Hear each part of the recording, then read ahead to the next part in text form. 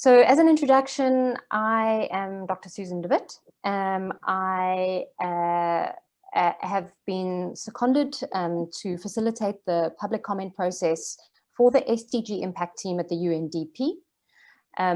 That essentially involves soliciting feedback from enterprises, investors, issuers, etc., over the continent over the last year and into next year. My day job is that I work at the Bertha Centre at the Graduate School of Business in Cape Town, and we have been supporting our National Task Force for Impact Investing. So we're very much involved in market building, in impact investing, and certainly consider that the enterprises kind of represented on this call in agribusiness, small and growing business, are a key part of this ecosystem that we want to see funded. So our aim is to drive more capital into businesses like yours. The UNDP, as you all may or may not know, really is a steward and integrator of the SDGs. And thus I feel quite a significant responsibility to ensuring that they are achieved. And one of the key ways in which they are achieved is if enough capital goes into them, and not just government and philanthropic capital, but investment capital. And really that's the kind of capital that businesses like yours are really wanting to raise. The SDGs themselves have been quite a rallying point, especially in private markets, but in listed markets as well. So you'll find that 72% of companies in this particular report are reporting against SDGs. Normally that involves putting a number of colored boxes on their annual report and a tick against each of them. 1% of those companies are actually reporting quantitatively against the outcomes that they're achieving. And we want to change that because we know that intent and measurement drives allocation. So the standards themselves, and maybe it would be good to mention at this point that this is a very quick review. If you want to join an hour-long session, I am actually holding one on Monday. I've put the link into the chat box, and you'll get sort of 35 minutes of chat and 25 minutes of discussion. But for now, this will hopefully orientate you, and I will share those standards through Joshua at the end that you can then read through and hopefully be able to understand better as a result of this orientation. So as I mentioned, the UNDP understands we need to be aspirational, especially considering COVID, which has put us a step backwards. We also need credibility and integrity in measuring outcomes towards SDG goals, and we need to drive capital at scale. The standards are, we consider that they fill a gap between high-level principles. So, for example, the IFC's operating principles for impact management and reporting frameworks, which many of you might be reporting against two different either global reporting frameworks or agencies or your investors. These set of practice standards kind of sit or fit in the middle of that, where there are minimum thresholds around practices in impact measurement management system that an organization needs to reach to be able to be assured against those that attainment. So we haven't thrown the baby out with the bathwater. They are grounded in existing principles of practice, to distill what has emerged as best practice. There is a central focus on improving practice and decision-making over time, not just reaching an outcome target and then stopping. The aim of these standards is to enable organizations to translate intent into action so they can make more informed decisions over time. And they can be used to close gaps in current practice.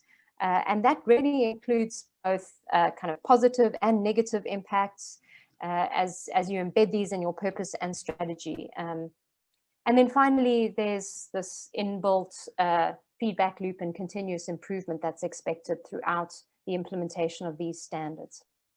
I'm not going to go into detail on this slide, but essentially the standards have a number of underlying core design principles. The first is a lot of stakeholder engagement.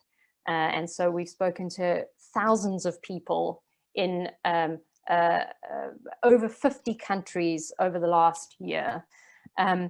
When we talk about materiality, we're not talking about financial materiality. We're talking about the effect that an enterprise has on people and planet. This is a social, environmental materiality. Obviously, the Sustainable Development Goals underpin the standards.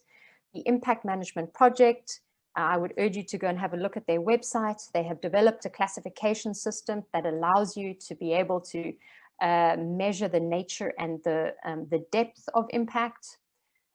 There's an element around interoperability I'll explain in the next slide, and I've mentioned this idea of continuous improvement.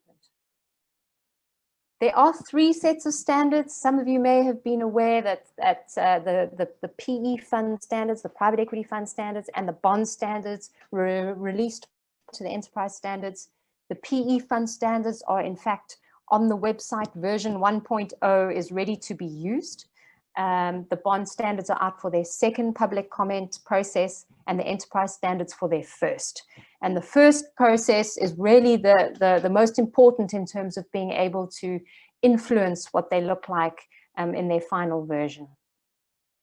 Each of those 3 categories have the same basic underlying organizing framework. So when you guys read through the standards, no matter which one you read through, you will find that they're organized against the same organizing principle.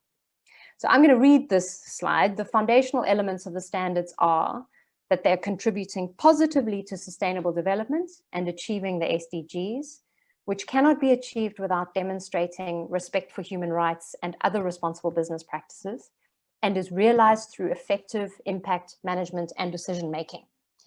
And those 4 standards that you'll see tracking through those categories include a standard on strategy, a second on management approach, a third on transparency, and a 4th on governance. I talked about interoperability. As I mentioned, high-level principles have fed into the design of the standards. Essentially, the decision-making framework is set out against these 4 standards, and you can slot in your impact management tools into each of these 4 standards. So, for example, if you're using a due diligence tool by Pacific Community Ventures, that will underpin your achievement of an indicator in the first standard. When selecting your metrics, you could be using a set of IRIS Plus shared metrics, and that would underpin your achievement of one of the indicators under your management approach, for example. So this standard provides a management framework into which you need to slot your contextually relevant tools and methodologies. So you can use this in a number of ways, and much of the feedback that we've received, especially from small and growing businesses, and in fact, even medium-sized enterprises, is that perhaps the implementation and the assurance process required of an enterprise to be able to be certified is resource intensive and potentially prohibitively so. And so that's partly why we need your inputs to be able to understand where they can be streamlined. But regardless of whether you eventually are able to attain these minimum thresholds, you can, as an organization, use the standards sort of voluntarily and independently as a guide to best practice. The standards themselves set out a list of indicators currently, but what will be following is a very detailed guidance note with a significant amount of referencing that will allow you as an organization to clearly understand what best practice is. And so you can use it as a gap analysis and self-assessment tool, and you can so you can use it as a publicly available document to understand where you can bolster your own particular system. Obviously, the UNDP were interested in creating an assurance model because a lot of investors are calling for integrity in the market. And thus this external assurance system will definitely follow the standards that is being developed in tandem with the standards and is due for release next year. Okay, I'm going to quickly go through the 4 standards. Joshua, you're just going to flag to me if I'm going over time. The first is around strategy. I think we can agree that intent drives allocation, and really this is around embedding the sustainable development into purpose and strategy of the business, of setting realistic but ambitious goals, and to periodically reviewing those goals, considering what's happening around you.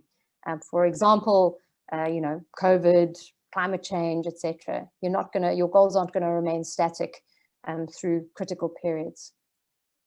The second, around management approach, this is actually you'll find the most indicators under this particular standard, and really it speaks to what mechanisms and processes are required to be able to deliver the strategy. So are you resourcing adequately? Are you collecting both your negative and your positive impacts, and being able to use that data to make decisions around improving your business model or course correcting? And it goes into far more detail than that, so I'd urge you to go and have a look at that. I mean, included in that is mechanisms about how you continue to improve the embedding of that data capture into your day-to-day decision making. The third standard is around transparency, really around how you're disclosing internally to your stakeholders, your LPs, your investors, but also to your to other stakeholders, beneficiaries, clients, to the public. There are minimum requirements around reporting, so annual reporting, that you're reporting against both negative and positive impacts, not just tick boxing against beautiful colored boxes. And that you are ensuring that your reporting protocols are up to date and in line with what's required nationally, or really what is being driven at a global level. And then finally, the standard around governance, which is really about how the overarching governance structure, the board structure, that part of the decision-making chain in an organization is supporting strategy and is supporting the allocation of resources towards it, and is ensuring that decisions are transparent, that boards are diverse, etc. Again, this particular standard, and I mean, I just report back to those on the call. I think for a smaller organization where the governance structure is probably very lean and simple, you might find that this kind of goes above your head. But I think that you will likely feel significant alignment with the principles contained in these indicators. All right, I mentioned the guidance notes are coming. The assurer training is coming. So not only do enterprises need to be assured if they're going to get a seal, but if you want to be an assurer or verification agent, you too will need to get a certificate. There will be free online training through Duke University. That's middle of next year. So I'll be sharing that information with everyone as it comes on board. And so, yes, I would encourage you to please read through them, send some response, and join that session if you're keen. Thanks, Joshua.